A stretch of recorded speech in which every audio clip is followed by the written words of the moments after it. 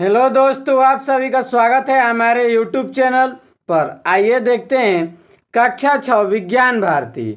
इसके पाठ 3 को देखेंगे।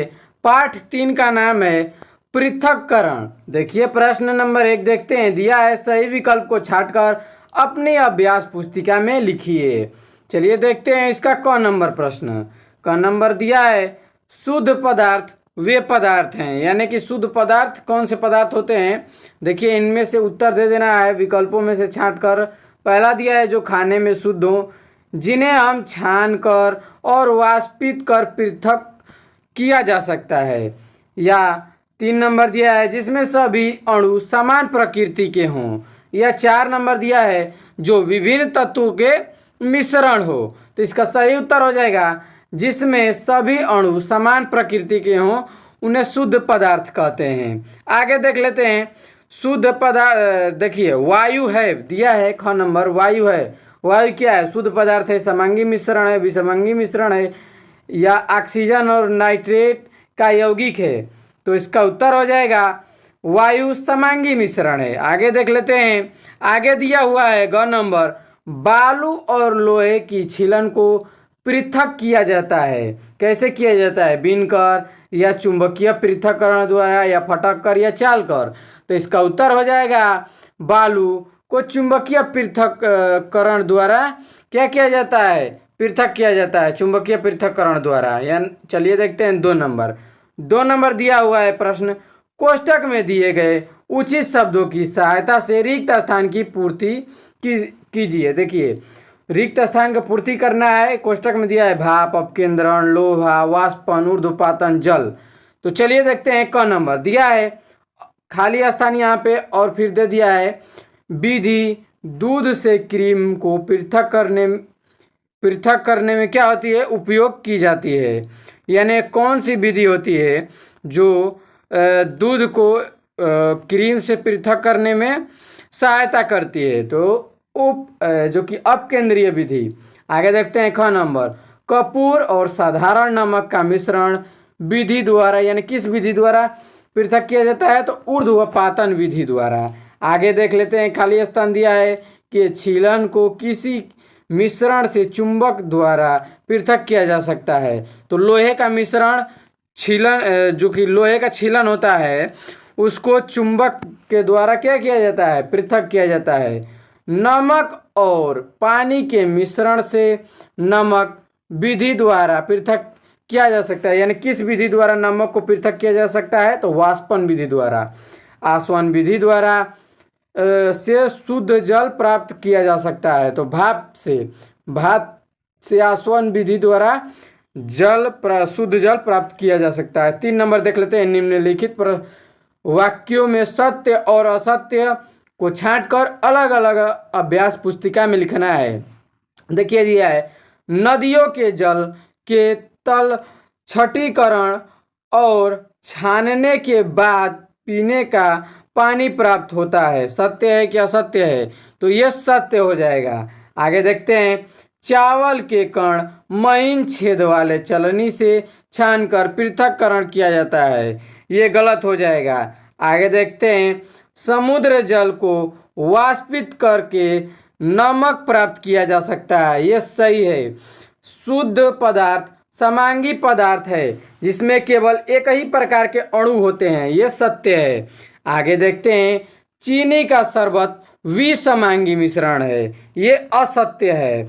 आगे दिया है 4 नंबर क्रोमैटोग्राफी विधि द्वारा रंगों का विभेदीकरण करते हैं। ये सत्य हो जाएगा। आगे देखते हैं 4 नंबर प्रश्न। यदि मिश्रण में दिया गया अवयव निम्नवत गुण प्रदर्शित कर रहा है तो इसमें पृथक्करण की कौन सी विधि अपनाएंगे? तो इसका उत्तर देखेंगे दूसरे अवयव से भारी होता है। कैसे? तो फटकना और ओसाना से कर लेंगे इसको पृथक ना। दूसरे अवयव से बड़ा हो तो बीन कर या चाल कर निकाल सकते हैं। ग नंबर दिया है दूसरे अवयवों से आकृति एवं रंग से भिन्न हो तो बीन कर निकाल सकते हैं, यानी पृथक्करण कर सकते हैं। घ नंबर दिया है एक पानी में घुलनशील दूसरा अघुलनशील तो इसको दो विधि से, निथारना से या छान कर भी कर सकते हैं अलग पृथक्करण। दूसरे अवयव से भारी हो, दूसरा अवयव डूब जाता हो, तो आसवन विधि से क्या कर लेंगे हम, आसवन विधि से या अपकेंद्रण विधि से उसको हम पृथक्करण कर लेंगे। दिया है 5 नंबर, चीनी के शरबत में लकड़ी के कोयले के कुछ टुकड़े मिले गए हैं, इन्हें आप कैसे पृथक्करण करेंगे। तो देखिए चीनी का जो शरबत है उसमें कोयले का टुकड़ा मिल गया, तो उसको आप कैसे पृथक्करण करेंगे। तो देख लेंगे इसका उत्तर, चीनी के शरबत में से लकड़ी और कोयले को के छोटे टुकड़े को छानकर अलग करेंगे, फिर दोनों को चुनकर अलग कर लेंगे हम। आगे देख लेते हैं, दिया हुआ है 6 नंबर प्रश्न, संक्षेप में उत्तर देना है। क नंबर दिया है, शुद्ध और अशुद्ध पदार्थ में क्या अंतर होता है। इसका उत्तर हो जाएगा शुद्ध पदार्थ और अशुद्ध पदार्थ। शुद्ध पदार्थ के सभी अणु अथवा परमाणु समान होते हैं तथा इनके गुण निश्चित होते हैं, जबकि अशुद्ध पदार्थ में विभिन्न, जो कि अशुद्ध पदार्थ होता है उसमें भिन्न भिन्न अणु तथा परमाणु होते हैं तथा इनके गुण अनिश्चित होते हैं, यानी उनके गुण जो होते हैं अनिश्चित होते हैं। समांगी मिश्रण और विसमांगी मिश्रण बताना है। तो समांगी मिश्रण देखते हैं, ऐसे मिश्रण जिनमें 2 या 2 से अधिक अवयव उपस्थित रहते हैं किंतु उन्हें अलग अलग नहीं देखा जा सकता है, समांगी मिश्रण कहलाते हैं। विसमांगी मिश्रण क्या होता है, ऐसे मिश्रण जिनमें उनके अवयव पदार्थ को अलग अलग देखा जा सकता है उसे विसमांगी मिश्रण कहते हैं। चलिए देखते हैं, दिया है 2 पदार्थ का नाम बताइए, यानी 2 पदार्थ का नाम बस बता देना है। तो लोहा और तांबा 2 पदार्थ हैं। अब देखिए प्रश्न नंबर 7 दिया है, अपनी अभ्यास पुस्तिका में घर में प्रयोग की जाने वाली मिश्रण से पृथक्करण की किसी विधि का नामांकित चित्रण कीजिए। ये आप अपनी किताब से बना लीजिएगा, ठीक, आप बना लेंगे। 8 नंबर प्रश्न देखते हैं, क्रोमैटोग्राफी विधि का प्रयोग हम कहाँ कहाँ पर कर सकते हैं। तो इसका उत्तर हो जाएगा, प्रायः हम अपने आसपास विभिन्न रंगों की वस्तुएं दिखाई देती हैं, हमें प्रतीत होता है कि जो रंग दिखाई दे रहा है वही उसका मूल रंग है। क्या आप जानते हैं कि स्याही का दिखाई देने वाला रंग नीला रंग किन किन रंगों से मिलकर बना है। हम कैसे पता लगाएंगे कि नीला रंग कई रंगों से मिलकर बना है।